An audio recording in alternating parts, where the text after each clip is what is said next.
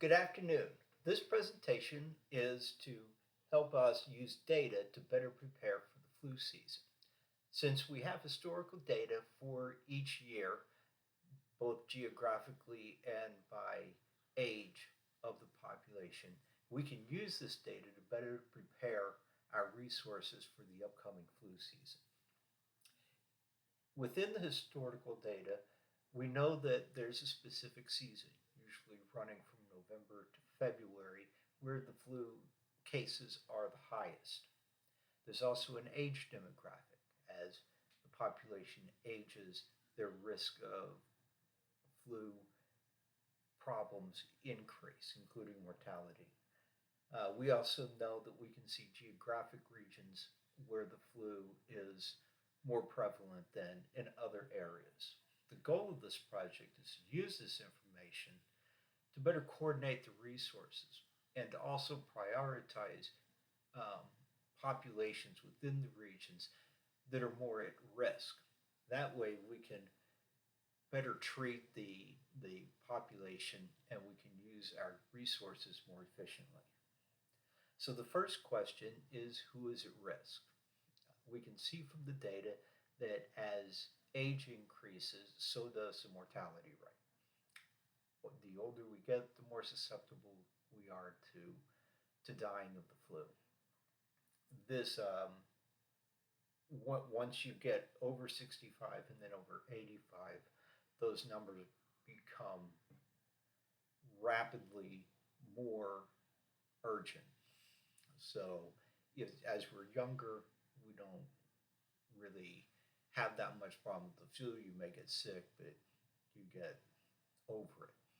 So, flu shots, the vaccination, the treatments should be geared toward helping seniors.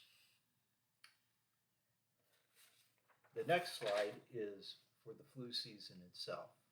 We can see that during the summer months, it goes almost down to nothing, where starting in November and peaking in January and then starting to decline, still very high in February, a little less in March until the summer months come in. So resources should be focused on this time. The next slide is, where is the influenza more common? We can see that in the Northeast states, the Midwest states, it's a little more common than in the southern states and even out into the western states. Some of the states that are most hard hit are in New York in the Northeast, but also Mississippi in the South. We can take this information to move resources around to help these areas that historically have higher rates of influenza deaths. Some of the things that we can do to prepare for the flu season: we can tell staff that they should expect not to take vacations during December, January, and February.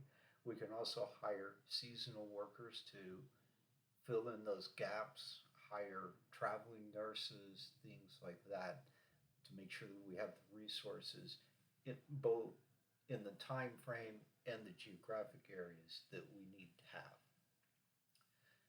States with the highest infection rates and the highest morbidity rates, they should get more of the resources, more hospital beds if they have an elderly population, but also make sure that flu vaccines are appropriately distributed among all of the states. By targeting the high risk areas in the populations with increased staff and resources, we can more effectively combat the flu.